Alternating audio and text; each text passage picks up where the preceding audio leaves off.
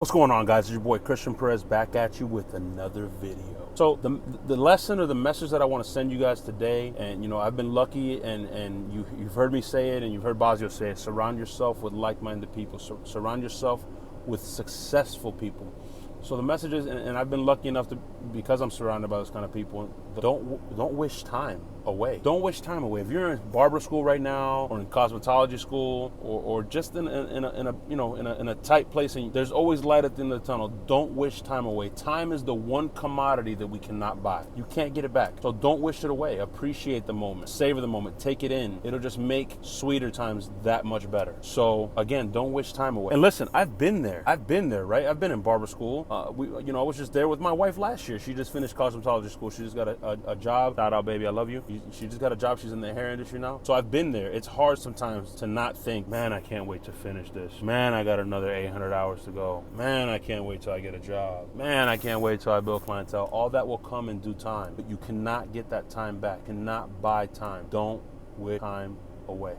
In today's haircut tutorial, we've been doing a bald fade with long hair on top. It's just like a little brush back that the gentleman does.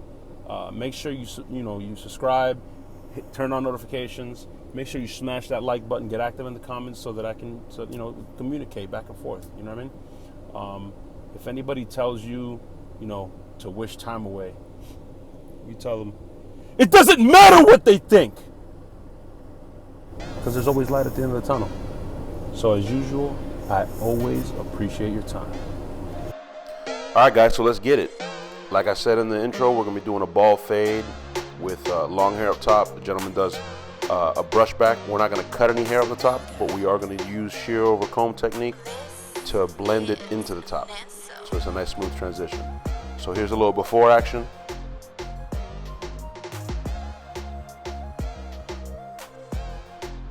Hope everyone had a blessed week. Again, I appreciate you guys stopping in, spending a little time with me in these haircut tutorials. So here we go. We're using the Andes Slimline Pros first. I do not have these like super zero gapped. They hit, but they're not tattoo guns, for lack of a better term. So I like doing it this way with the trimmer inverted. It just gives me a nice, crispy, clean guideline to work with. And this guideline, the initial guideline, is the most important one because it's the foundation of the haircut. You kind of follow, this sets the tone for the rest of the haircut. So you want to make sure it's all even and clean. So here I'm using my Oster Octanes. Sorry guys, it's early in the morning, don't mind me. Using my Oster Octanes with my 5-0 blade, and I'm starting to ball them out at the bottom here. I'm staying right underneath the guideline that I created with the Slimline Pro.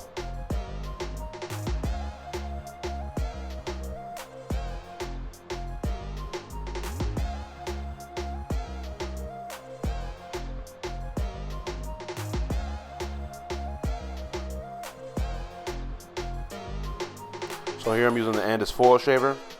Now these foil shavers, the foil has like a recoil to it. It pushes in. You don't want to really push and press too hard. Listen, just use the weight of the shaver. There's no need to press hard. All you're doing is kind of messing up the design, the way it was meant to be used. You just use the weight of it. It recoils or pushes in.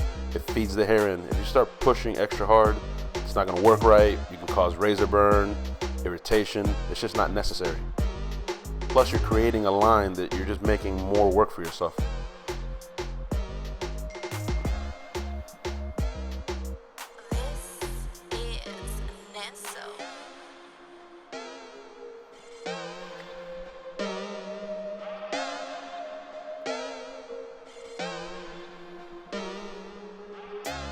So here I'm using the magic clips, the wall magic clip, lever all the way open, and we're creating our next guideline here.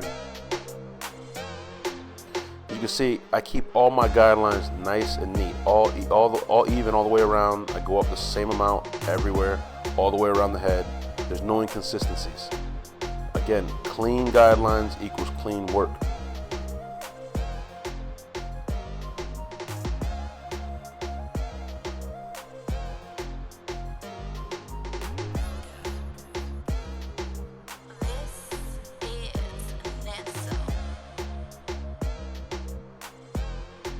So here I'm using the Wall Premium number 2 guard, the lever all the way open. That's equivalent to a 2.5. And I'm just letting the clipper go right off the ridge of his head. I'm not following the shape of his head. I'm not cutting into the top per se. I'm literally just letting the clipper glide right off the top of his head.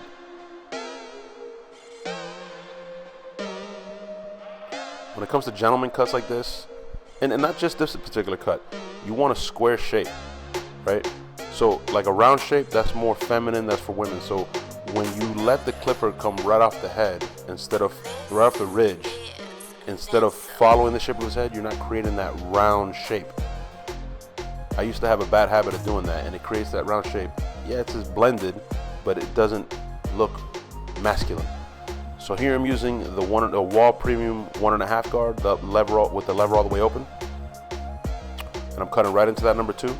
And with the number 2 and all guards following that, here we're using the number 1. I use the open middle close technique. So I start with the lever open, I stay right underneath where I left off with the previous guard, and then I move it to the middle position, move down just a little more, and then all the way closed. And as I close them, I start using the corners of the blade.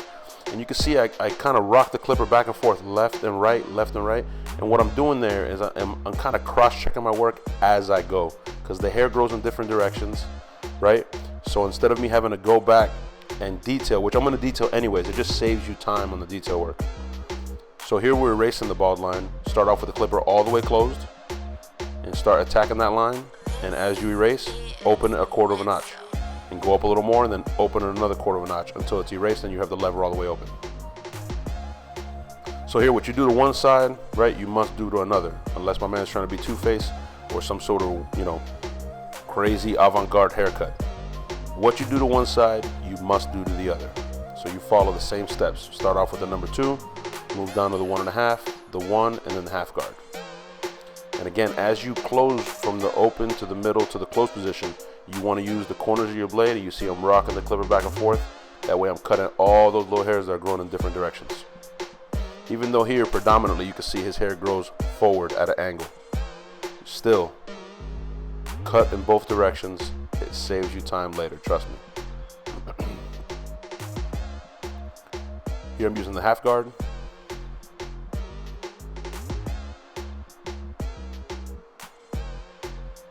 Back to the number 1 guard. And here, lever all the way closed, and you can see I'm opening it just 1/4 of the way. As I erase that line, I erase it 1/4 of the way, erase it again 1/4 of the way.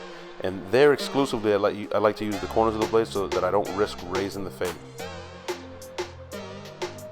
Here I'm following the same steps. Again, I'm coming off the ridge of his head. I'm not cutting into that cowlick. I'm not cutting directly into it. A lot of barbers, a lot of stylists just cut that right off because it spikes up, or it kind of looks off. You gotta embrace that. You gotta work with that. He wants to be able to comb this back, right? So you still want a little bit of volume back there. You don't want just in the middle of his head to have a poof or just a big bulk of hair because it didn't go all the way to the back of the crown of his head.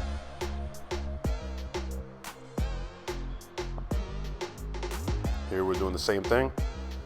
You see, as I open it, I raise it more and more, and I'm tying it together with the sides. When you're fading like this, I like to fade side to side. Don't ask me why, I've always been like that. I fade one side, I fade the other side, then I tie in the middle.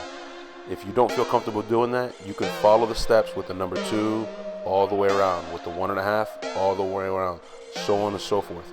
I'm the type of person with everything. I have to see something completed. I don't know why. It's something in me. I want to finish one side, finish the other side, then tie in the back with it together.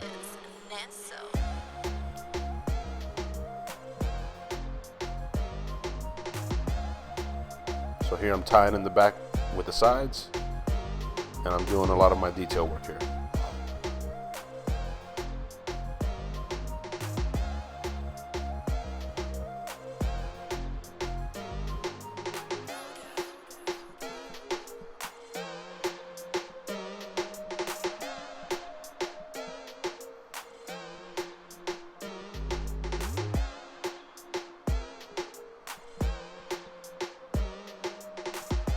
So here I'm doing some beard work here. This isn't a full beard tutorial. I'm just really trimming the beard down, giving it a nice sharp line. I didn't get the best angles because I wasn't planning on doing this as a beard tutorial, but nonetheless, I did get some footage here, so I'll walk you guys through it. So here I use a barber comb just to get all those little baby hairs on the mustache down, get all those hairs off his lip.